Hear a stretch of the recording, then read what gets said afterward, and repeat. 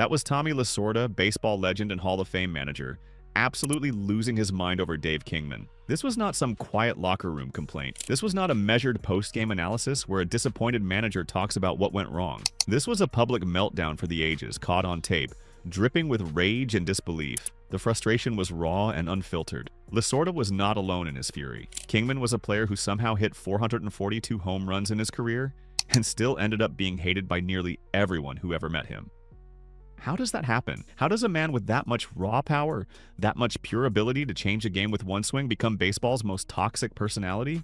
How does someone who should be celebrated as a legend become a cautionary tale instead? Dave Kingman stood at 6 feet 6 inches tall and weighed 210 pounds. In an era when the average baseball player was considerably smaller, Kingman looked like he had been genetically engineered in a laboratory to hit baseballs into orbit.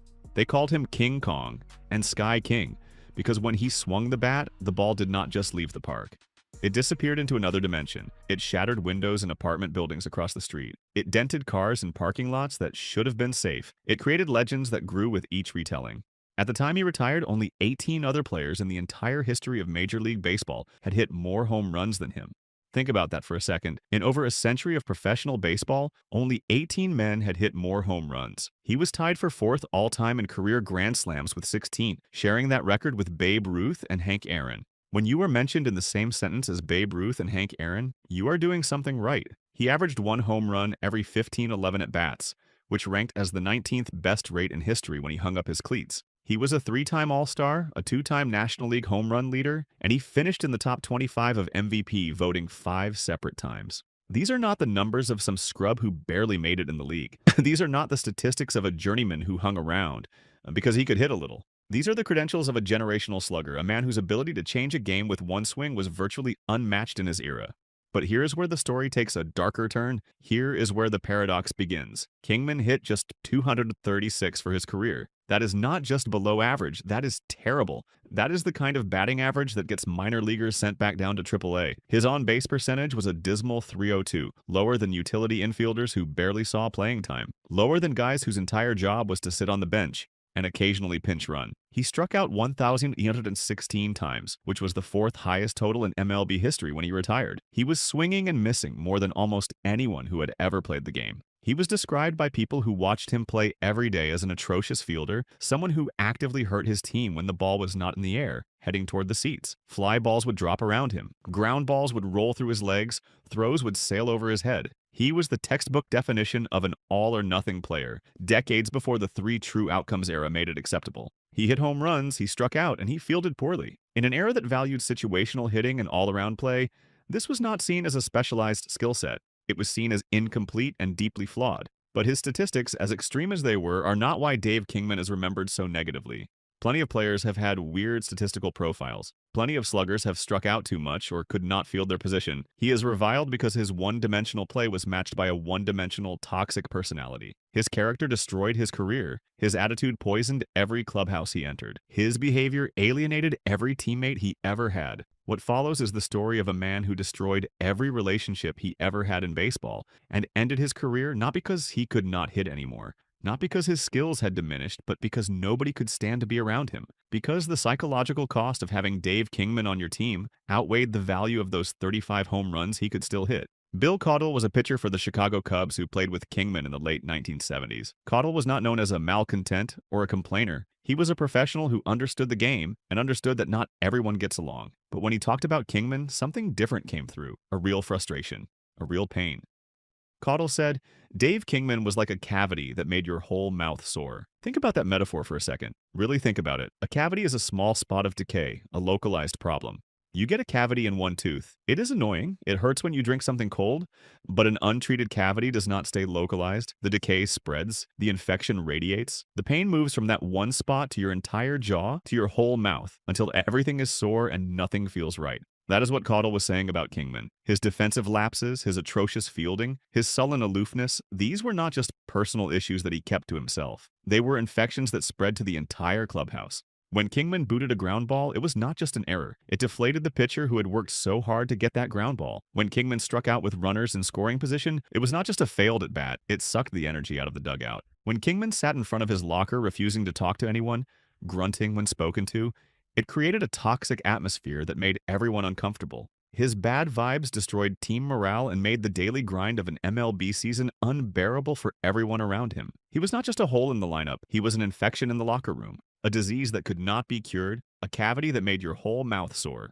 John Stearns was a catcher for the New York Mets and another teammate who had to deal with Kingman up close. Stearns famously said that Kingman had the personality of a tree trunk. When asked to elaborate to explain what he meant by that bizarre comparison, Stearns said he's not a bad guy, but if you try to talk to him, about all he does is grunt. Imagine that for a second. You are a professional athlete. You spend 8 months a year traveling with these guys, sitting next to them on planes, eating meals with them, celebrating wins and mourning losses together. Baseball is a team sport. It requires communication. It requires trust. It requires some basic level of human connection. And one of your teammates has the personality of a tree trunk. He does not talk. He does not engage. He does not participate in the most basic social rituals that make a team function. He grunts. What makes this quote so important is that Stearns also praised Kingman's power. In the same 1979 Sports Illustrated interview, Stearns said that power-wise, Dave is in a class by himself. He's frightening. So his teammates were not blind to his talent. They were not jealous or resentful. They were in awe of it. They understood that what Kingman could do with a baseball bat was special, maybe even historic. But that respect was a one-way street. Kingman did not respect them back. The tree trunk who only grunted was incapable or unwilling to participate in the most basic social contract of a team. In the highly communicative and interdependent environment of a professional clubhouse, this level of detachment is a form of sabotage. It signals a complete disinterest in the collective. It tells your teammates that you do not care about them, that you are only there for yourself, that their success or failure means nothing to you. This explains why he played for 7 different franchises in 16 years. 7 teams in 16 years? That is almost a new team every other year. That is not normal. That is not the career arc of a respected veteran or a valued teammate. That is the pattern of someone who burns bridges everywhere he goes. No team, regardless of how many home runs he hit, was willing to endure his presence for long. If you're starting to see a pattern here of a guy who just couldn't get along with anyone, make sure you drop a comment below and hit that subscribe button. We're just getting started on this story, and it gets so much worse. Kingman's toxicity was not limited to passive-aggressive detachment. He was not just a silent presence who made people uncomfortable. He was also a source of active antagonism, a player who openly defied his own managers and drove his opponents to historic levels of public frustration. In 1983, Kingman was back with the New York Mets for his second stint with the team. He had arrived after a controversy-plagued tenure with the Cubs and initially presented himself as a changed man. He talked to reporters. He said all the right things about being a team player and learning from past mistakes. Under manager Joe Torre in the strike-shortened 1981 season, he was a model citizen, hitting 22 home runs and even agreeing to meet with reporters on a regular basis. People thought maybe, just maybe, Kingman had finally grown up. Maybe he had learned that talent alone was not enough. Maybe he understood that professional sports required more than just hitting home runs. But this did not last. Of course it did not last. In 1982, he won his second home run title with 37, but he did so while hitting just 204, the lowest batting average by any home run champion in baseball history. Let that sink in. The lowest batting average by any home run champion ever. He was so bad at everything else that even while leading the league in the most celebrated offensive category, he was still a liability. This abysmal average made him a defensive and offensive liability against right-handed pitching. And by 1983, the Mets had acquired first baseman Keith Hernandez, one of the best all-around players in baseball. With Hernandez at first base, Kingman was a man without a position. Under interim manager Frank Howard, Kingman was platooned against left-handed pitching. This was not a punishment. This was not a demotion. This was a logical, data-driven managerial decision meant to protect him from his weaknesses and maximize his effectiveness. The numbers showed he could not hit right-handers. The numbers showed he was getting destroyed. So the manager made the smart decision to only play him when he had a chance to succeed. Kingman's response was pure insubordination. He threatened to bunt every time he faced a left-handed pitcher to protest the decision. A bunt. Dave Kingman threatening to bunt. Think about what that means. A bunt is the antithesis of everything Kingman represented. A bunt is a sacrifice. A bunt is a team first play. A bunt requires speed and agility and skills that Kingman did not have. He was the first overall pick in the 1970 draft, a man paid to hit 442 home runs over his career. For him to threaten to bunt was not a strategic choice to help the team. It was not an attempt to adapt his game. It was a calculated, passive-aggressive act of malice. He was effectively telling his manager, "You are trying to help me. You are trying to optimize my performance by protecting me from my weaknesses. So I will deliberately perform in a way that is maximally useless to you. I will sabotage not just myself, but the entire team because my ego cannot handle a reduced role." It is the ultimate act of a wasted talent. Choosing to sabotage his own team, rather than accept a reduced but more effective role, it is the choice of a child throwing a tantrum, not a professional athlete trying to win games. He was released after the season. The Mets, a team desperate for power, a team that could have used those home runs, decided they would rather have nobody than have Dave Kingman. That tells you everything you need to know. If his own managers fumed in private, his effect on opponents was a matter of public record. The most famous example occurred on May 14, 1978, a date that lives in infamy for anyone who cares about baseball history. On that day, Kingman's Chicago Cubs faced Tommy Lasorda's Los Angeles Dodgers at Dodger Stadium. It was a warm California afternoon. The Dodgers were a good team, a well-coached team, a team built on fundamentals and smart baseball. And for one afternoon, none of that mattered. For one afternoon, Dave Kingman was the most destructive force in baseball. He hit 3 home runs against the Dodgers. Not just any home runs. Massive, towering shots that seemed to defy physics. His final home run was a game-winning 3-run shot in the top of the 15th inning. A ball that traveled so far that fans were still talking about it decades later. Kingman personally drove in 8 of the Cubs' 10 runs in a 10-7 victory. One man. 8 runs batted in. In a 15-inning game, he was the entire offense. Following the loss, KLAC radio reporter Paul Olden approached Lasorda in the hallway and asked what seemed like a standard, if somewhat lazy, post-game question. "What's your opinion of Kingman's performance?" Olden probably expected a measured response, maybe some frustration mixed with grudging respect. What he got instead has become one of the most infamous tirades in sports history. Lasorda's response was volcanic. "What's my opinion of Kingman's performance? What the bleep do you think is my opinion of it? I think it was bleeping horseshit. Put that in. Put that in your bleeping story. I don't bleeping opinion of his performance. Jesus Christ, he beat us with 3 bleeping home runs. 3 bleeping home runs. What the bleep do you mean, what is my opinion of his performance? How could you ask me that question like that? How could you stand there and ask me that?" The rant went on. It kept going. Lasorda could not stop. The profanity flowed, the anger built, and then, just as suddenly as it started, it ended. The rage broke like a fever. Lasorda took a breath and his voice changed. "I mean, he put on a hell of a show," he conceded, almost quietly. "He hit 3 home runs. He drove in, what, 7 runs? 8 runs? So what the hell more can you say about him? What else is there to say?" The rant is famous for its profanity, but the subtext is what is truly revealing. Lasorda's explosion was not just the anger of a manager who lost a game. Managers lose games all the time. This was something deeper. This was the incredulous rage of a baseball purist whose entire strategic world had been upended by a player he viewed as a one-dimensional fluke. To Lasorda, baseball was a game of fundamentals, teamwork, and strategy. You moved runners over, you executed the hit and run, you played sound defense, you did all the little things that add up over 162 games. Kingman was an affront to all of it. He was a tree trunk who did not run. He did not field, he did not think, he just hit. And somehow, impossibly, that was enough. That this all-or-nothing player could single-handedly, almost accidentally, destroy a real baseball team like the Dodgers was not just a loss. It was an insult to the game itself. It was a mockery of everything Lasorda believed in. The rant was not just anger, it was incredulity. It was the sound of a man trying to process the absurd, trying to make sense of a world where Dave Kingman could be a hero. And in the end, even Lasorda had to admit it. He put on a hell of a show, because even Tommy Lasorda, even a man who hated everything Kingman represented, could not deny the raw power of what had just happened. But if you think that is as bizarre as Kingman's career gets, you have not heard about the Metrodome roof incident.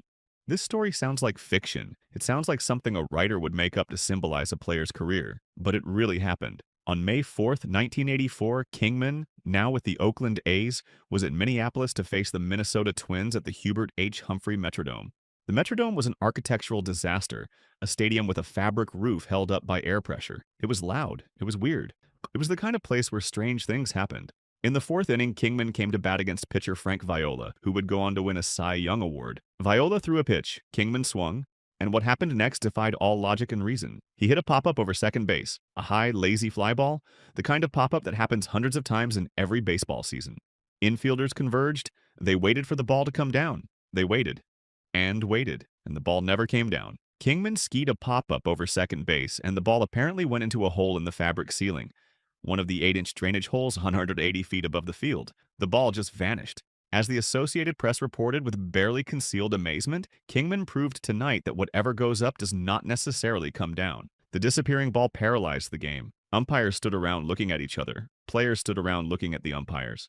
Nobody knew what to do. There was no rule in the book for such an event. How could there be? How do you plan for a ball that goes up but never comes down? None of the umpires knew what to do next, and in the vacuum created by this absurdity, chaos reigned. Into this chaos stepped Twins first baseman Mickey Hatcher, a player known for his sense of humor and his willingness to do whatever it took to win. Hatcher saw an opportunity. He saw that the umpires were confused, that nobody knew what was happening, and he decided to take matters into his own hands. Hatcher stole a ball from the umpire's bag. He grabbed it when nobody was looking. In a piece of brilliant baseball theater, he slammed it against the ground, pretending it had fallen from the roof. He then ran over and tagged Kingman out with the stolen fake ball. He sold it hard. He acted like he had just made a routine catch. It was a brilliant piece of performance art, a moment of creativity in response to absurdity. But the umpires were not fooled. They did not go for it. They huddled, they discussed. And after a long delay that felt like an eternity, Kingman was awarded a ground rule double. This entire event is a perfect metaphor for Kingman's career. Think about the symbolism. Kingman, a player who operated outside the unwritten rules of baseball, outside the norms of teamwork and hustle and character, hits a ball that literally breaks the physical rules of the game. The ball goes up but does not come down. It violates the laws of physics, or at least the laws of baseball. This Kingman event creates total chaos and paralyzes the arbiters of order, the umpires who are supposed to maintain control. In response, a normal player, Mickey Hatcher, a guy who represents everything Kingman is not, has to resort to an equally absurd, chaotic, and outside-the-rules action just to cope. He has to steal a ball and fake an out because the normal procedures of baseball have been shattered by Kingman's presence. The incident, while comical on the surface, symbolizes the Kingman effect perfectly. His mere presence could warp the fabric of the game, forcing everyone around him into absurdity, into chaos, into a world where the normal rules no longer applied. If the roof incident was Kingman's most bizarre act, the rat incident was his most infamous. This was not a moment of on-field chaos. This was not an accident or a moment of weird luck. This was a premeditated act of disrespect, misogyny, and professional self-destruction. It was the moment Kingman's toxicity became so undeniable, so public, so impossible to ignore that it ended his career despite his elite production. The incident occurred on June 23, 1986 in Kansas City. The target was Susan Fornoff, who was covering the Oakland A's for the Sacramento Bee. Fornoff was one of the pioneers of women sports writers, one of the brave women fighting for access and respect in a hostile, male-dominated environment. The 1980s were not that long ago, but they were a different world. Women reporters faced harassment constantly. They were told they did not belong. They were told to go back to writing about fashion or cooking. They had to fight for every interview, every quote, every basic right that male reporters took for granted. And Dave Kingman was the primary source of that hostility. This was not an isolated incident. This was not one bad joke that went wrong. Kingman had a history of media abuse that went back years. He had previously dumped a bucket of ice water on reporter Dawn Friska for asking a question he did not like. He had explicitly told Fornoff to her face that women do not belong in the clubhouse. He did not say it quietly. He did not say it as a joke. He said it as a statement of fact, as a warning, as a threat. Fornoff later wrote that Kingman had harassed her since she began covering the beat in 1985. He regularly belittled me with vicious comments, she wrote. He would refuse to talk to other reporters as long as she was present. He turned her into a pariah in her own workplace. He made it impossible for her to do her job. And this went on for over a year before the rat incident happened. On that day in June, a press box guard delivered a pink box to Fornoff. It looked like a gift. It was wrapped nicely. It had tissue paper. As she recounted later, inside, the tissue paper rustled. Something in the box was alive. Can you imagine that moment? Can you imagine opening what you think is a gift and realizing that something inside is moving? Security was called. They investigated. They carefully opened the box. Inside was a live rat, not a toy rat, not a fake rat, a real live rat. And attached to the rat was a tag that read, "My name is Sue." It was cruel. It was calculated. It was designed to humiliate and terrorize. Kingman's reaction to this very public display of sexual harassment was not an apology. It was not remorse. It was defiant justification. He was hardly contrite. He dismissed the act as a harmless practical joke. He claimed, "You know me, I'm a practical jokester. That's my track record," as if sending a live rat to a woman who you have been harassing for over a year is just a joke, as if terrorizing someone in their workplace is just good fun. He then doubled down on the misogyny that motivated the act. He issued a chilling statement that revealed his true character. "This is a man's clubhouse," he said. "If someone can't take a simple joke, they shouldn't be in the game. Pure and simple, if you can't take it, move out." And just to make sure everyone knew he had no regrets, Kingman pinned letters of support he received after the incident around his locker. Fan mail from people who agreed with him, who thought he had done the right thing.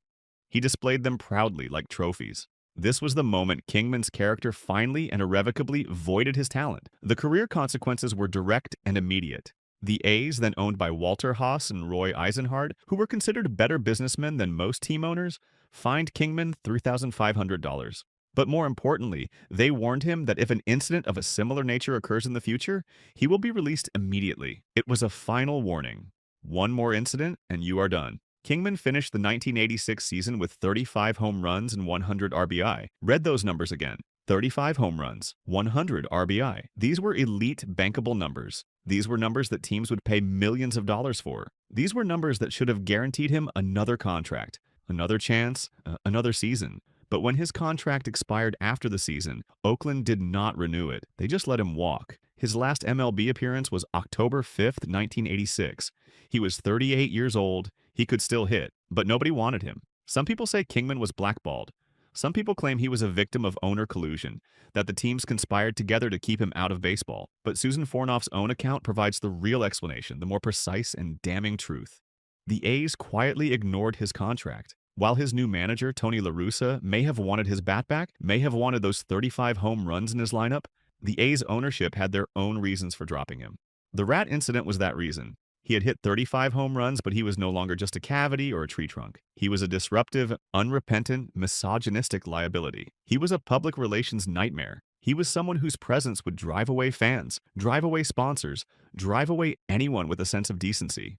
The A's chose to move on. They signed future Hall of Famer Reggie Jackson for his final season, bringing in a legendary name who could still contribute. And they invested in the new blood of Jose Canseco and Mark McGwire, two young sluggers who would go on to revolutionize the power game. Kingman had made himself unemployable. The rat incident was not a practical joke. It was an act of career suicide. The final piece of this toxic legacy is best told through the lens of Mike Schmidt. From the moment they entered the league, the two were inextricably linked as the premier power whiffers of their generation.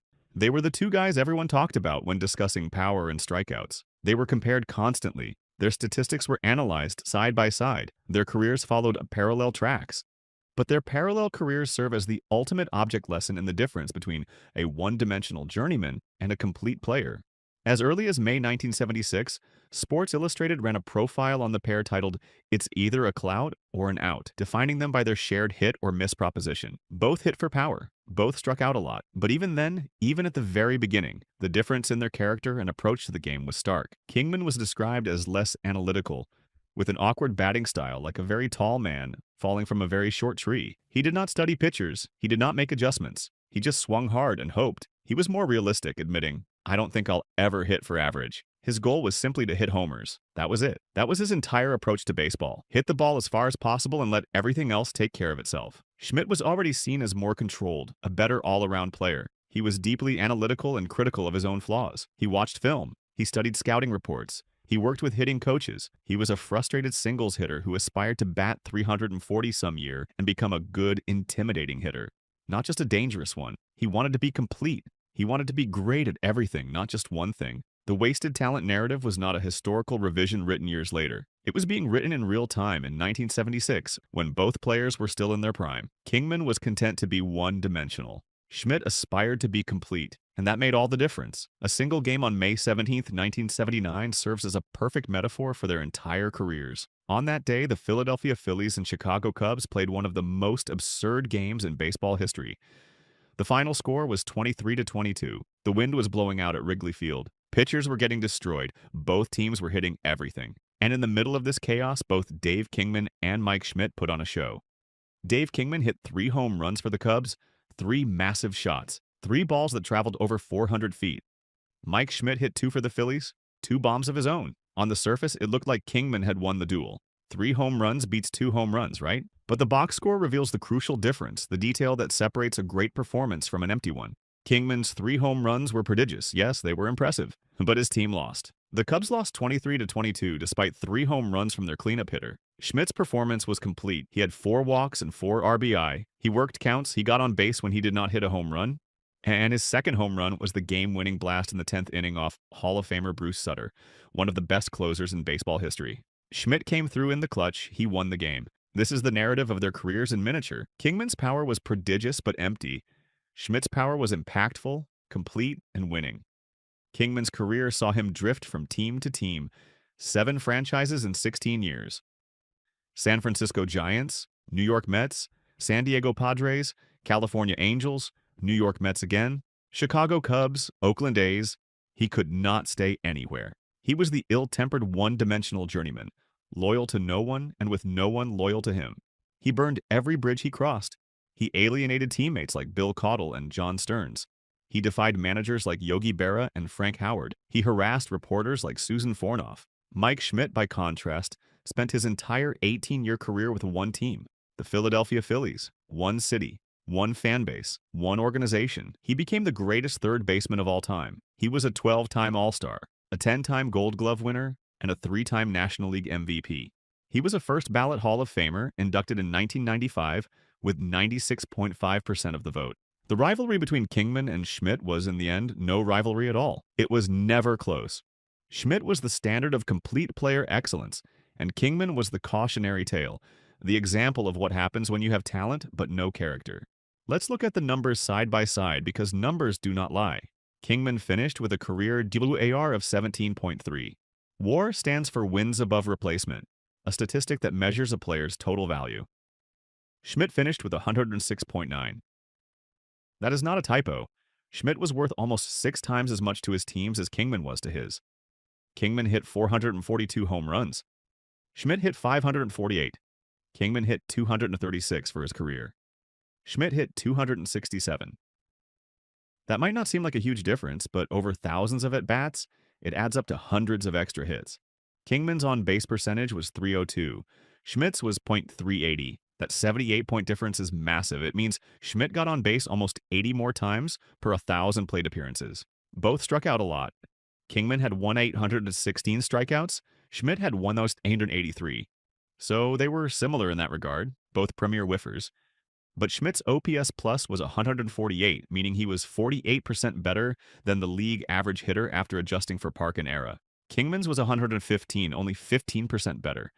Schmidt was 3 times as valuable as Kingman by this metric. Kingman was a 3-time All-Star. Schmidt was a 12-time All-Star. His peers voted him in 12 times. Kingman won 0 Gold Gloves. Schmidt won 10. The atrocious fielder versus one of the greatest defensive third basemen who ever lived. Kingman never won an MVP award, though he finished in the top 25 5 times. Schmidt won 3 MVPs and finished in the top 10 8 times. That defines complete player excellence versus wasted talent. So let's recap the 7 pillars of Dave Kingman's toxic legacy. The 7 reasons why a man with 442 home runs is remembered as one of the most hated players in baseball history. First, Bill Caudle called him a cavity that made your whole mouth sore. A morale killer whose bad vibes infected every clubhouse he entered. His presence was not neutral, it was actively destructive. Second, John Stearns said he had the personality of a tree trunk, a communication void who only grunted and refused to engage with his teammates on any human level. Third, Yogi Berra and Frank Howard dealt with his insubordination when he threatened to bunt every time just to protest a managerial decision that was designed to help him succeed. He chose sabotage over adaptation. Fourth, Tommy Lasorda had a historic public meltdown after Kingman embarrassed his team, calling his performance bleeping horseshit because Kingman represented everything that was wrong with baseball's direction. Fifth, Mickey Hatcher had to deal with the chaos magnet who hit a ball into the Metrodome roof, literally breaking the rules of physics and forcing everyone around him into absurdity. Sixth, Susan Fornoff endured sustained harassment that culminated in Kingman sending her a live rat with a tag that said, "My name is Sue," an act of misogyny so blatant and cruel that it ended his career despite 35 home runs. And seventh, Mike Schmidt represented the ultimate contrast, a player with similar power who became a Hall of Famer because he was complete, disciplined, respected, and understood that baseball was more than just hitting home runs. Dave Kingman hit 442 home runs. That should have been enough to guarantee a legacy of respect, a plaque in Cooperstown, a place in history among the greats. But those 442 home runs became meaningless because of who he was, not what he did.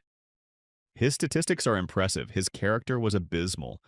Talent without character is self-destruction.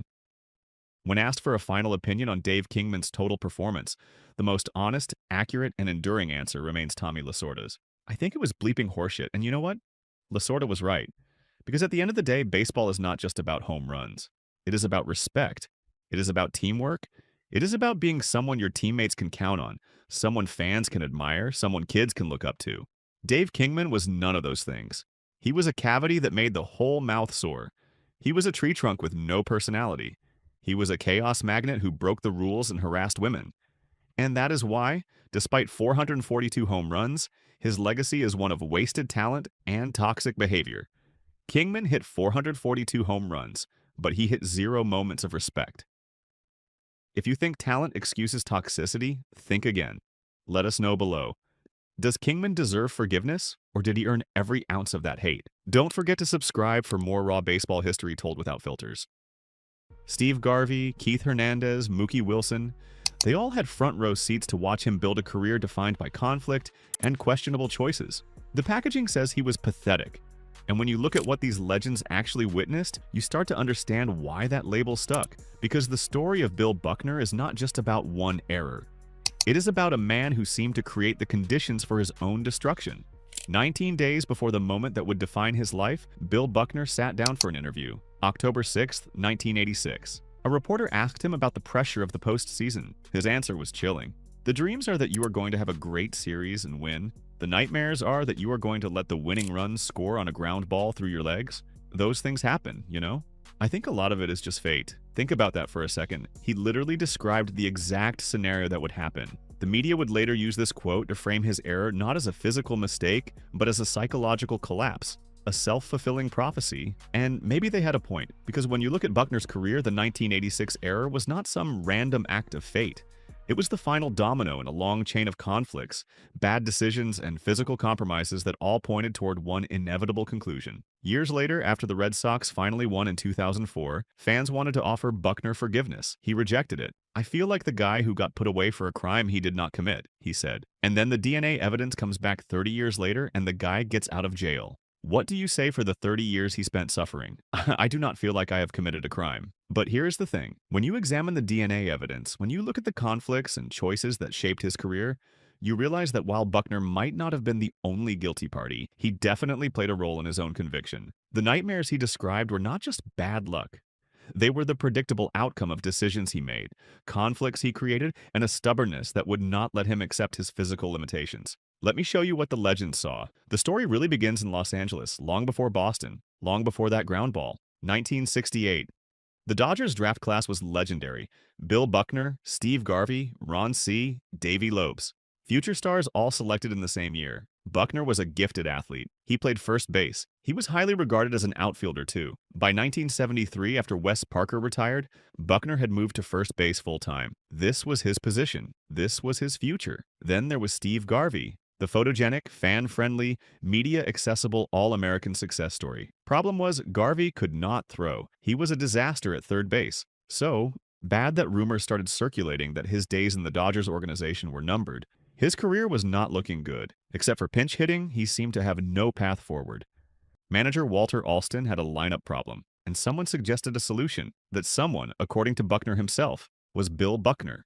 Here is what Buckner said about it. The Dodgers tried Steve Garvey at third base and at left field. Except for pinch hitting, his career was not looking too well. I suggested this to Alston, and rest assured, I never played first base again. Alston moved me to left field. Read that again. I suggested this to Alston. Buckner actively suggested the move that would displace him from his own position. Garvey took to first base like a duck to water. He became the anchor of the durable Dodgers infield. He won multiple Gold Gloves. Meanwhile, Buckner was pushed back to the outfield. And here's where the negative angle really kicks in. This was not just a career setback. This move had a direct causal link to what happened in 1986. Playing the outfield exacerbated a chronic ankle injury. Those ailing ankles, the ones that would fail him 13 years later, started getting worse because he gave up his natural position to help save Steve Garvey's career. The conflict with Garvey was not just a rivalry, it was the origin point of Buckner's eventual physical breakdown. He helped create the very injury that would make him unable to field that ground ball. You want to talk about poor decisions? Buckner essentially sacrificed his body to help a competitor, and Garvey, the man he saved, went on to become a legend while Buckner hobbled through the rest of his career on ankles that never fully recovered. Think about the long-term consequences of that one suggestion. Buckner gave away his natural defensive position. First base is easier on the body than outfield. Less running, less lateral movement, less stress on joints. The outfield requires constant movement, quick bursts of speed, sudden stops and starts. All of that wears down the ankles over time. Buckner spent years doing that wear and tear, years that added up, years that created the chronic soreness that would define the final stage of his career. By 1986, those ankles were so damaged that Buckner needed high-top cleats just to play. Think about that. He could not even wear normal baseball shoes. He needed extra support just to walk on the field. And this all traced back to June 23, 1973, the day he suggested Garvey play first base. The day he volunteered to sacrifice his body for someone else's career. But the Los Angeles years taught Buckner something else too, something that would also come back to hurt him: toughness. His minor league manager was Tommy Lasorda. Lasorda loved Buckner. When Buckner died, Lasorda mourned him as one of the greatest ever. What did Lasorda love about him? His legendary, almost pathological competitiveness and toughness. Lasorda told a famous story. Buck broke his jaw and the front office told me to sit him out for 5 weeks. Buckner missed only one game and wound up hitting .335 and learned to spit and swear with his jaw wired shut. This was the gamer identity, the workhorse, the guy who never sits out. Lasorda cultivated this trait and praised it, and Buckner built his entire identity around it. Here's the irony. That toughness, that refusal to sit out, is exactly why Buckner stayed in Game 6 of the 1986 World Series. By that point, he was 36. His ankles were shot. He needed high-top cleats just to manage the pain. His manager had a healthy defensive replacement on the bench. But Buckner, the tough guy, the gamer, stayed in. He refused to accept a defensive substitution. The very identity that Lasorda praised, that made Buckner feel like a warrior, became his liability. If you like honest baseball analysis, hit that subscribe button now because we're just getting started with how this whole thing fell apart. His toughness was not a virtue, it was stubbornness. And it facilitated his public ruin. So now we arrive at 1986, Game 6 of the World Series. The moment everyone remembers, except the version everyone remembers is wrong, because Buckner's error was not the failure. It was just the final visible mistake in a cascade of collapses that started long before he ever touched the ball. Let me walk you through what actually happened, and let me show you how everyone from the manager to the pitchers to the media built the trap that Buckner would fall into. First, the manager, John McNamara. His failure was the most egregious because it directly enabled everything that followed. Throughout the entire 1986 postseason, in all 7 of the Red Sox victories, McNamara had a pattern, a strategy. He pulled Buckner in the late innings for a defensive replacement, Dave Stapleton. Stapleton was a utility man on the roster specifically for this purpose. Every single time the Red Sox won, McNamara made this substitution. Game 6, the most important defensive inning of the season, the 10th inning, 1 out away from a championship. McNamara froze. He abandoned the strategy that had gotten him there. He left a physically compromised Buckner in the game. His excuse? Sentimental. He wanted Buckner, the veteran, to be on the field when we won. That was his first explanation. When people criticized this reasoning, McNamara changed his story. Years later, he tried to protect himself by attacking his other player. He claimed he did not trust Stapleton. He said Dave Stapleton's nickname was Shaky. And you know what that implies. This is the smoking gun. The Shaky claim was a lie, a fabrication. An analysis shows that Stapleton had committed a total of 1 error in 3 seasons. 1 error in 3 years, and McNamara had the nerve to call him shaky to justify his own managerial malpractice. McNamara was willing to slander a player's reputation to cover his own failure. This is the toxic, blame-shifting environment that made a single scapegoat necessary. And McNamara made sure it would not be him. But before we even get to Buckner's error, let me tell you about the pitcher who actually blew the game, Calvin Schiraldi, reliever. He came into the bottom of the 10th inning with a 5-3 lead. The Red Sox were 3 outs away from winning the World Series. Schiraldi retired the first 2 batters, 1 out away, then he completely collapsed. 3 consecutive 2-out singles. Gary Carter, Kevin Mitchell, Ray Knight. The lead was cut to 5-4. The tying and winning runs were on base. Schiraldi was the pitcher who blew the lead, not Buckner. Schiraldi. And it gets worse. Schiraldi took the loss in Game 7. He allowed 3 runs in just 1/3 of an inning. By any objective pitching metric, Schiraldi, not Buckner, was the GOAT of the series. But his failure was immediately erased by the visual drama of what happened next. The media ignored him. They needed a simpler story, and Schiraldi was not it. Here is something interesting about Schiraldi. He had been acquired from the Mets. Think about that irony. The Red Sox got him from the very team they were playing against, and he ended up blowing the series for Boston. You would think that detail would be part of the story. The former Met coming back to haunt his old team, except he helps them instead. But no, the media buried that narrative. It was too complicated. They wanted something clean and simple. So McNamara finally pulled Schiraldi. He brought in Bob Stanley to face Mookie Wilson, and Stanley immediately made everything worse. With Knight on second and Mitchell on third, Stanley uncorked a wild pitch. It was a clear miscommunication with catcher Rich Gedman. Stanley said Gedman set up outside for a pitch intended to be inside. Other players claimed Gedman expected a sinker but got a fastball. The pitch was so errant that Mookie Wilson had to dive out of the way. It was scored a wild pitch, though many critics argued it was a passed ball that Gedman should have blocked. The result? Kevin Mitchell scored from third. The game was tied, 5-5. Read that again.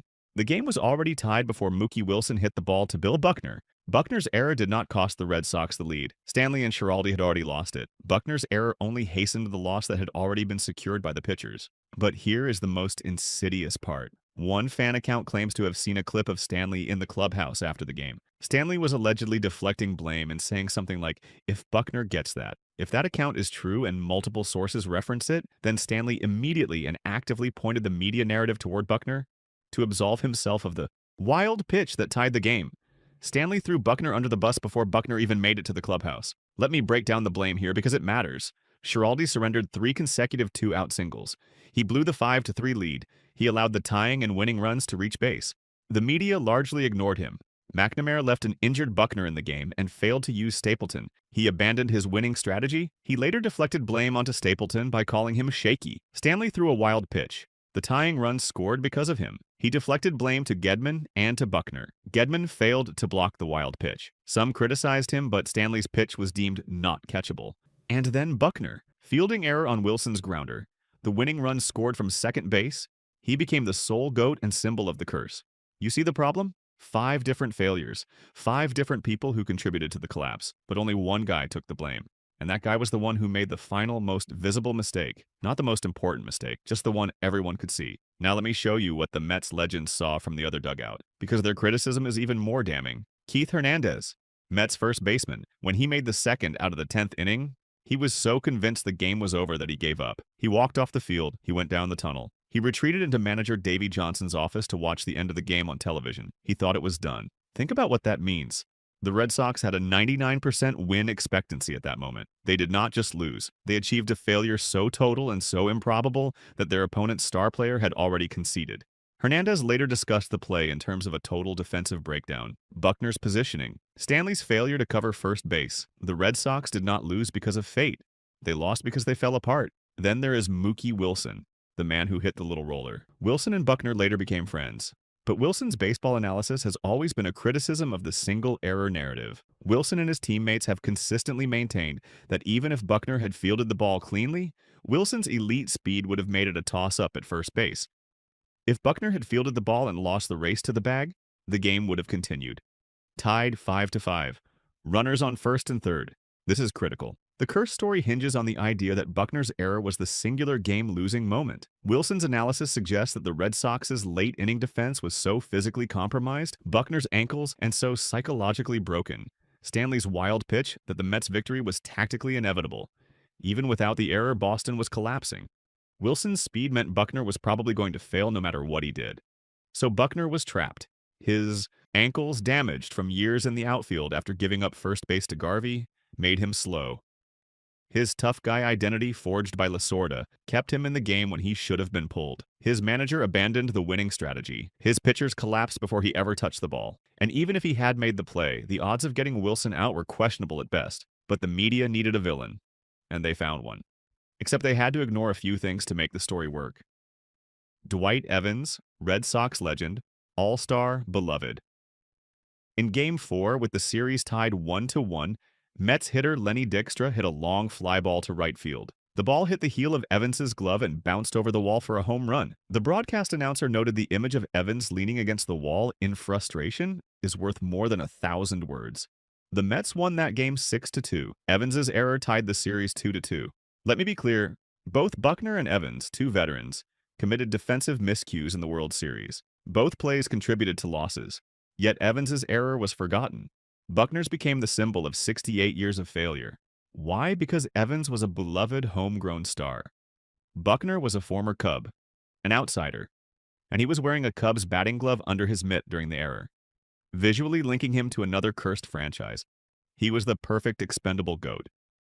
Let me talk about that Cubs connection because it matters more than you might think. Buckner was not a Red Sox lifer. He did not come up through their system. He was not born and raised in Boston. He played for the Dodgers, then the Cubs. He spent 7 seasons in Chicago. He wore their uniform, he became their player, and then he came to Boston in 1984, just 2 years before the World Series. 2 years. That is not enough time to become a true Boston icon. Not in the eyes of the fans, especially Red Sox fans who value homegrown loyalty above almost everything. Buckner was an outsider, a hired gun, a player they acquired, not one they developed. And when things went wrong, that outsider status made him easy to sacrifice. But it gets worse. That Cubs batting glove, the one he was wearing under his mitt during the error. The cameras caught it, and fans noticed. Here was a Red Sox player in the World Series representing Boston, and he was wearing a piece of Cubs equipment. For some fans, that was the ultimate betrayal. It was visual proof that Buckner was not really one of them. He still had ties to Chicago. He still identified with another franchise. Even in the biggest moment of his Boston career, he could not let go of his past. Now, to be fair, lots of players wear equipment from different teams. It is common. It means nothing. But when you are looking for reasons to blame someone, when you need a scapegoat, these little details become ammunition. The Cubs glove was not the reason Buckner became the villain, but it was a symbol that fans could point to, evidence that he was never really a Red Sox player at heart. And here is the kicker. The Cubs themselves had their own curse, the curse of the Billy Goat. They had not won a World Series since 1908, so Buckner became a bridge between two curses. Two franchises defined by failure. The narrative wrote itself. The cursed player from the cursed team bringing his bad luck to another cursed team. It was too perfect, too clean. The media could not resist. The media did not just report on a scapegoat. They created one. The evidence was there. The complete collapse of Schiraldi, the game-tying wild pitch by Stanley, the managerial malpractice of McNamara, the forgotten parallel error by Evans. All of it was available, but that complex reality was too good to pass up. It was sacrificed for a simpler, more dramatic narrative. The curse of the Bambino personified by one man. A routine ground ball going through the legs of a player who had already vocalized that exact nightmare. It was a story too clean to fact-check. The Boston media and fan base were ruthless. Buckner and his family were subjected to a living hell. Effective exile? The media replayed the error thousands of times. Context be damned. They actively catered to and fueled the blind hatred that defined Buckner's life. They deliberately withheld evidence for decades. They prosecuted him in the court of public opinion and made sure he stayed convicted. Let me tell you what that living hell actually looked like, because the media's role did not end with the error. It was just beginning. The visual of the error became inescapable. Every sports broadcast, every highlight reel, every discussion of curses or failures or chokes. There was Buckner, legs apart, ball rolling through, Ray Knight crossing home plate, over and over and over. The media turned a 3-second moment into a cultural touchstone.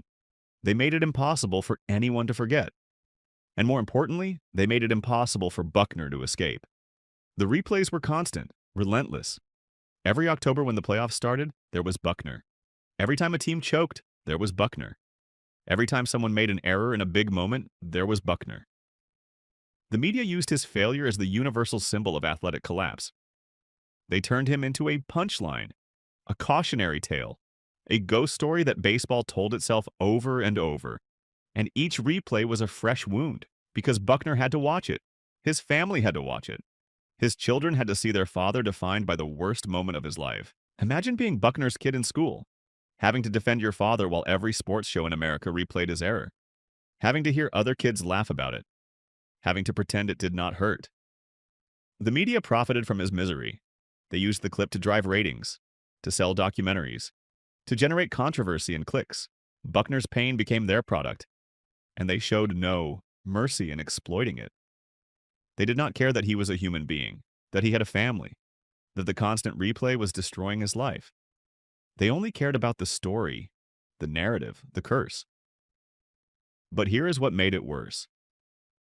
Remember that interview from October 6th? The one where Buckner described his nightmare about letting a ground ball through his legs? The media weaponized it. They took a moment of honest vulnerability, a player admitting his fears, and they used it to construct a narrative of psychological weakness. They framed Buckner not as a victim of circumstance, but as a man who manifested his own failure, as if talking about a fear somehow made you responsible for it coming true. ESPN even made a documentary about it, Catching Hell. They framed Buckner's quote as evidence of a psychological collapse. They used it to suggest that Buckner had somehow cursed himself, that his nightmare was a premonition, a self-fulfilling prophecy. The documentary did not focus on McNamara's failure or Stanley's wild pitch or Schiraldi's collapse. It focused on Buckner and his quote. It turned his honesty into his biggest liability. Think about how twisted that is. A player gives an honest answer about the pressure of postseason baseball. He admits what every player fears, and when that fear becomes reality, the media uses his honesty against him. They turned his words into evidence of mental collapse.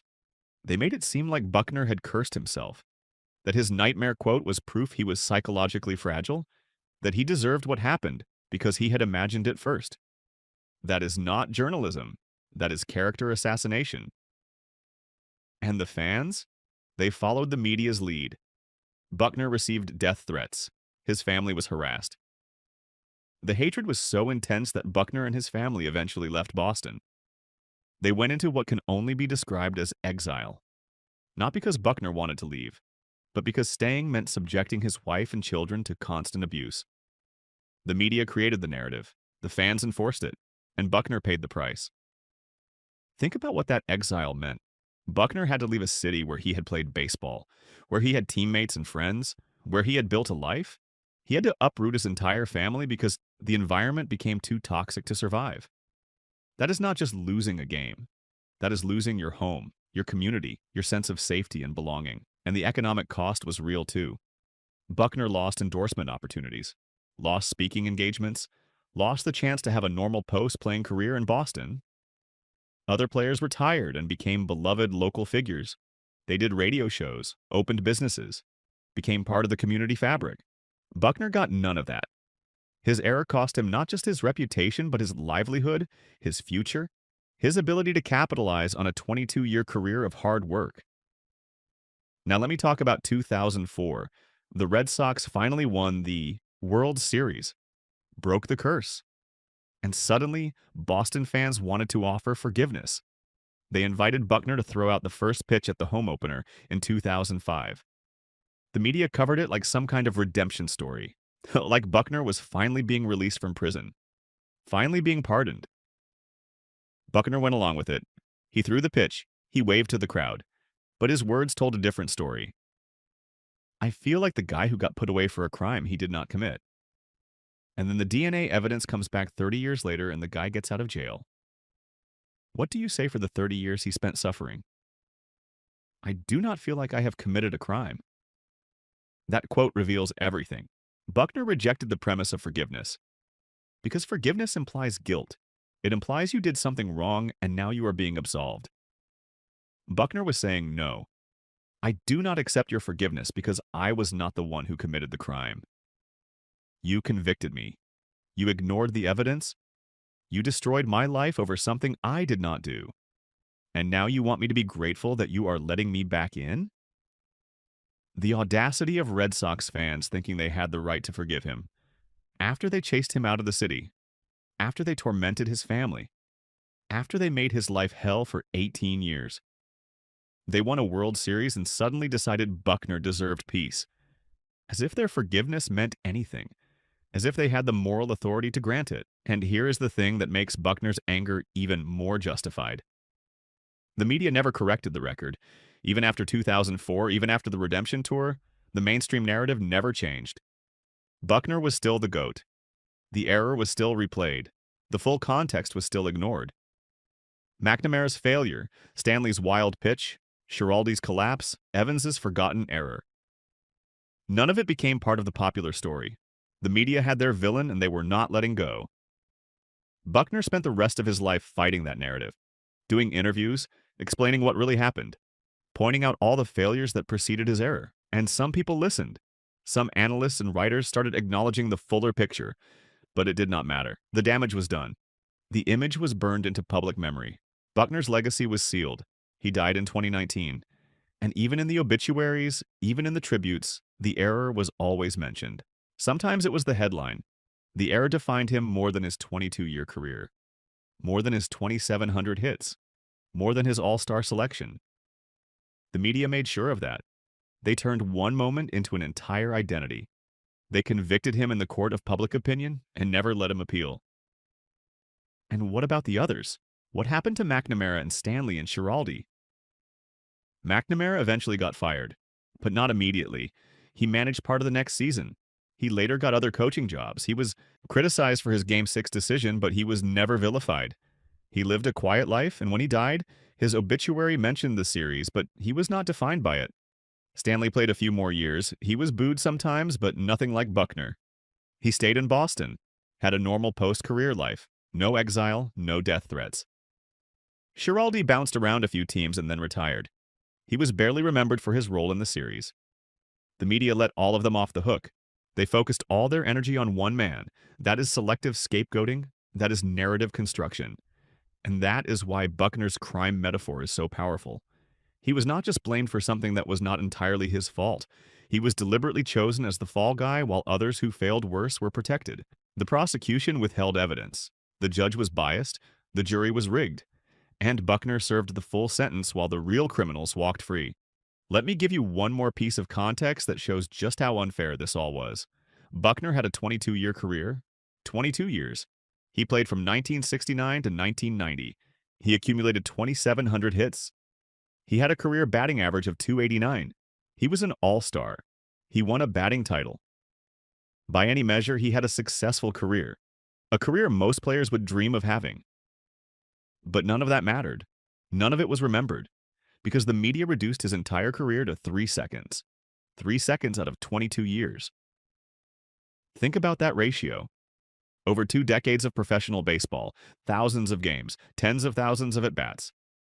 Countless defensive plays, all of it erased by one error. That is not fair. That is not reasonable. That is not journalism. That is narrative obsession. And the media knew what they were doing. They knew Buckner had a long, successful career. They knew he was a good player. But that did not serve the story they wanted to tell. The story of the curse required a villain, a symbol, a single moment that encapsulated 86 years of Red Sox failure.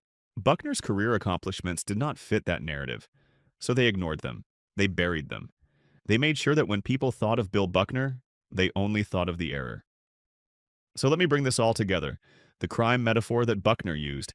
The idea that he was put away for something he did not do. Is it accurate? Here is what we know. Buckner's career was defined by negative interactions and poor choices. He was positionally compromised by Steve Garvey, a move that directly led to the ankle injuries that hobbled him in 1986.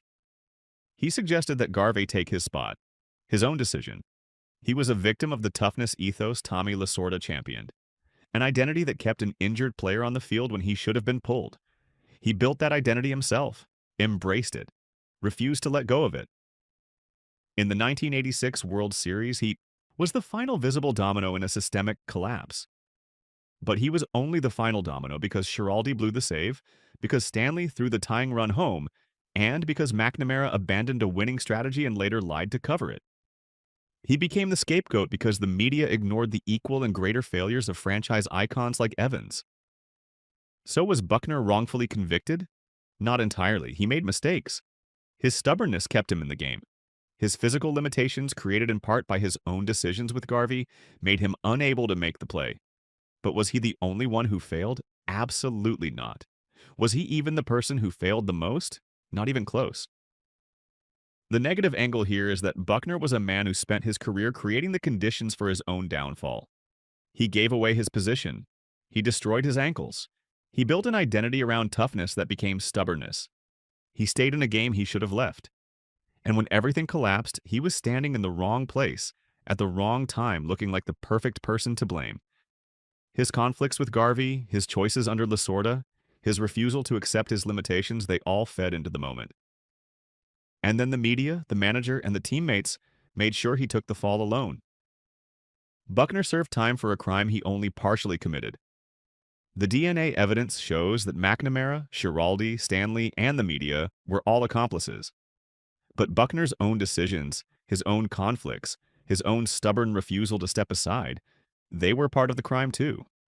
He might not have deserved all the blame, but he definitely earned some of it. That is the story the legends saw. A man trapped by his own choices. A man whose conflicts and compromises built a legacy of failure. A man whose nightmare became reality because he spent his career walking toward it. The packaging was right. When you look at what the legends witnessed, when you see the conflicts and the criticisms, you understand why Bill Buckner became the symbol of a curse. Not because he was the villain, but because he was the convenient one. And maybe, just maybe, because he helped make himself that way. Drop a comment below and tell me which part of this story you think matters most. Was it McNamara's lie about Stapleton? Stanley's wild pitch? Or was it Buckner's decision to give Garvey his position in the first place? Let me know what you think. Nolan Ryan, after striking out 12, struck Willie Wilson with a pitch. Nolan was ejected for the first time in his 26-year... RBI single in the first. Watch out. Look at this.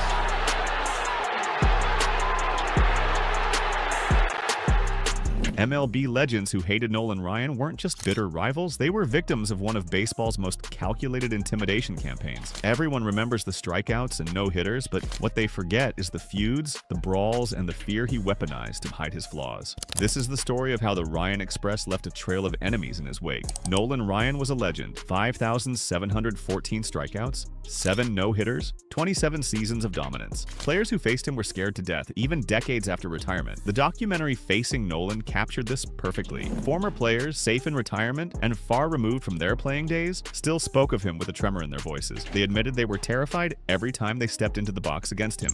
But behind that golden image was something darker, a fiery personality that sparked unforgettable rivalries and bitter enemies. Ryan didn't just beat hitters with his fastball, he beat them with intimidation, confrontation, and a carefully crafted aura of violence. In September 1990, Bo Jackson hit a line drive that smashed into Ryan's face, splitting his lip open. Ryan didn't leave the game. He threw Jackson out at first, then pitched another 17 outs with blood streaming down his uniform. It wasn't just toughness, it was theater. It was a performance of intimidation. It cemented the myth that Ryan was indestructible. But that image came at a cost, and it left a lot of players hating him for it. This was the foundation of his persona. Violence and confrontation weren't accidents. They were tools. The most iconic moment of Ryan's dark side happened on August 4th, 1993. Robin Ventura, a 26-year-old star for the Chicago White Sox, charged the mound after Ryan drilled him with a pitch. What followed wasn't a fair fight. It was a beating. Ryan, 46 years old, grabbed Ventura in a headlock and landed 5 or 6 punches to his head before the benches cleared. The image of the old veteran pummeling the young star became instant legend. Ventura was ejected and later suspended for 2 games. Ryan? He wasn't even thrown out of the game. The umpire said Ryan had the right to defend himself. After the brawl, Ryan stayed in and picked off Ventura's replacement from first base. It was the ultimate power move. But here's the truth nobody talks about. That fight wasn't some spontaneous clash. It was the boiling point of a multi-season beanball war between the Texas Rangers and the Chicago White Sox. The animosity between these teams had been building for years. Earlier in that very game, Ventura had laced an RBI single off Ryan in the first inning. When Ventura came up again, Ryan hit him in the arm. To anyone paying attention, it was obvious retaliation. Ventura knew it was intentional. He took a few steps toward first, threw his helmet to the ground, and charged. The fight that followed was incredibly one-sided. Ryan immediately locked him in a headlock and just pounded away. Ventura said it best after the game. If you don't think he did it on purpose, you don't know the game. He dismissed Ryan's punches as just a couple of noogies trying to save face after being made the fool. Ryan, of course, claimed it was just self-preservation. He said he was just trying to pitch inside and had nothing against Robin Ventura. But everyone knew better. The incident cemented Ryan's status as an untouchable folk hero. He was perceived as a man who could dominate hitters with his arm and physically vanquish them with his fists, all while operating under a different set of rules than his opponents. The aftermath told the real story. Decades later, when producers for the Facing Nolan documentary reached out to Ventura for an interview, he declined. The hate never went away, and here's the twist nobody remembers. The public image of that brawl is a lie. Ryan didn't walk away a conquering hero. He nearly died.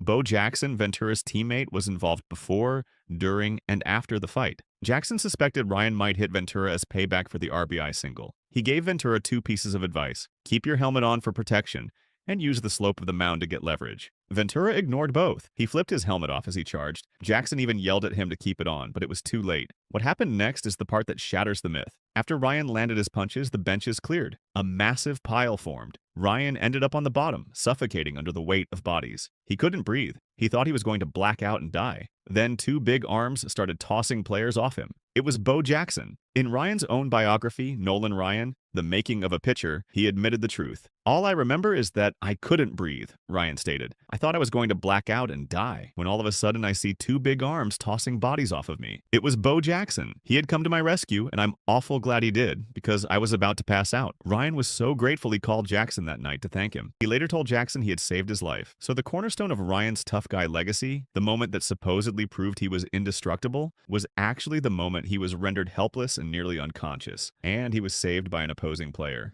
Bo Jackson advised Ventura on how to win the fight, then physically saved Ryan from the consequences of it. The irony is almost too perfect. But that headlock wasn't instinct. It was a strategy Ryan had been holding onto for 13 years. On August 4th, 1980, exactly 13 years to the day before the Ventura brawl, Ryan faced Dave Winfield. Ryan was throwing high and inside, playing some ear-splitting chin music. He brushed Winfield back twice, then knocked him to the ground with a 100-mile-per-hour beanball. Winfield, a mountain of a man at 6'6" and 220 pounds, had enough. He charged with pure conviction, shoved off both the catcher and the umpire, and got to Ryan. This time, Ryan would not fare so well. Winfield took a big swing and swatted Ryan in the back of the head with a huge overhand right. Ryan tried a makeshift headlock, but it wasn't the dominant maneuver seen in 1993. Winfield was still trying to get little punches in from the bottom of the pile. Winfield was ejected, but the lesson was learned. Many people don't know that Dave Winfield gave Nolan a beating after a hit by pitch, and Nolan promised himself that he would be ready next time someone charged the mound. Ryan later confirmed that the Winfield brawl taught him to defend himself. So the Ventura headlock wasn't self-preservation. It was a rehearsed defensive tactic, developed and held in reserve for 13 years, waiting for the next man to charge. Ryan, having been physically beaten by a superior athlete in Winfield, had perfected a new response. Robin Ventura was simply the first person to test that calculated strategy. If you're loving this deep dive into baseball's hidden rivalries, hit that subscribe button and drop a comment telling me which MLB feud you want covered next. Did Ventura have it coming, or was Ryan out of line? Not all of Ryan's feuds were violent. His feud with Will Clark was a cold war, born from Ryan's inability to dominate an opponent who showed him no fear from day one. On April 8, 1986, Will Clark, a 22-year-old rookie, stepped into the batter's box for his first ever major league at-bat. The pitcher was Nolan Ryan. On his very first swing in the big leagues, Clark hit a high fastball into the center field seats of the Astrodome for a home run. It was the ultimate act of defiance against baseball's greatest intimidator.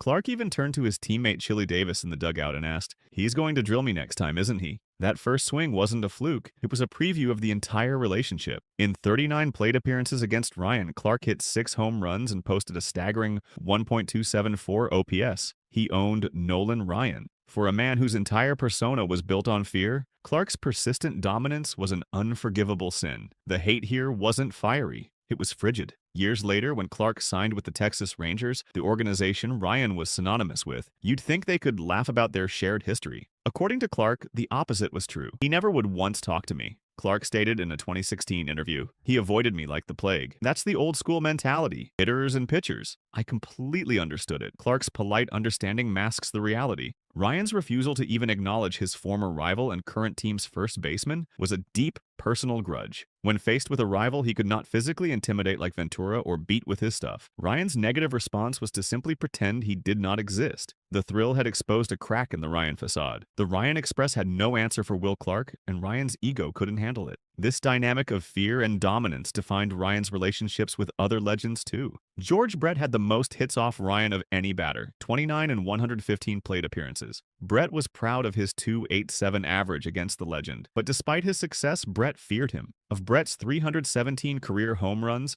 not a single one came off Nolan Ryan. When asked why he never took Ryan deep, Brett gave a chillingly practical answer, joking or not, I saw what happened to Robin Ventura. That didn't look comfortable. This admission is profound. Ryan's cultivated aura of violence, learned from his 1980 defeat by Winfield and perfected on Ventura in 1993, was a tangible strategic weapon. It was so potent it successfully neutralized the power of one of his greatest and most successful rivals. The fear of Nolan Ryan was as effective as his fastball. Pete Rose was one of the toughest hitters Ryan ever faced. Ryan respected him, saying Pete was one of the toughest hitters I ever had to face. It was never easy when he came to the plate. While they shared mutual respect, their on-field battles were intense. On June 10, 1981, Rose entered the game needing 2 hits to pass Stan Musial's all-time National League hits record. The stadium was packed to see the record broken. Ryan's take? They didn't come to see Nolan Ryan pitch. They came to see Rose break the record. Off Nolan Ryan. Rose singled in his first at-bat, tying the record. The stage was set for history. What followed was a deliberate act of competitive animosity. Rose himself told the story. Nolan Ryan just said to himself, "This guy's not going to beat the record off me." He struck me out the next 3 times up. Ryan froze him on a curveball that Rose later admitted, "I couldn't hit." Because of Ryan's dominance and the ensuing player strike, Rose had to wait 56 days to finally break the record. This was the nature of their feud. It was captured perfectly in a story Ryan told about the 1980 playoffs. Rose saw Ryan in batting practice and yelled, "I wish you'd get that curveball of yours over just 1 time, because I'm going to hit it right off your blanking forehead." In the game, Ryan threw the curve. Rose hit a vicious line drive that Ryan barely gloved.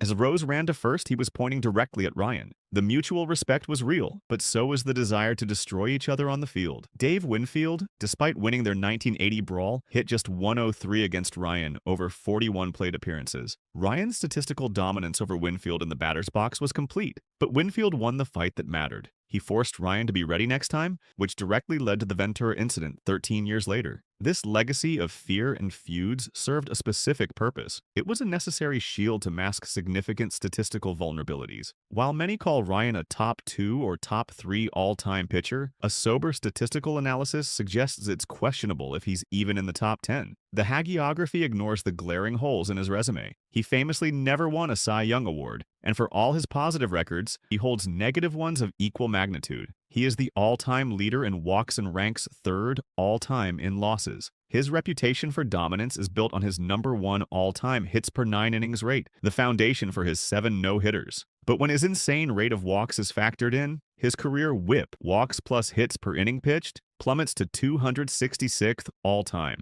That's not the mark of a top 3 pitcher. That's the mark of a deeply flawed one. The most damning piece of negative evidence comes from advanced metrics. A statistical dive into his performance reveals that Ryan was a dramatically worse pitcher, about 11% worse, with men on base. His performance cratered when he was forced to pitch from the stretch, a situation that likely exacerbated his legendary control problems. This is a devastating indictment. It means that when the game was on the line, when runners were in scoring position, when his team needed him most, Nolan Ryan got significantly worse. Think about what that means. All the intimidation, all the brushback pitches, all the hit batters, all the feuds, they served a purpose. They kept hitters uncomfortable. They kept them from getting on base in the first place. Because once they did, Ryan was vulnerable. His fastball was still electric, but his control vanished. The walks piled up, the pressure mounted, and suddenly the legend looked human. This is the grand, unifying theory of Nolan Ryan's negative angle. His entire persona, the intimidation, the retaliatory hit by pitch, the bloody lip performance against Bo Jackson, and the carefully crafted reputation as a brawler was a necessary psychological weapon. It was not just a byproduct of a fiery personality, it was a brilliant career-long compensation mechanism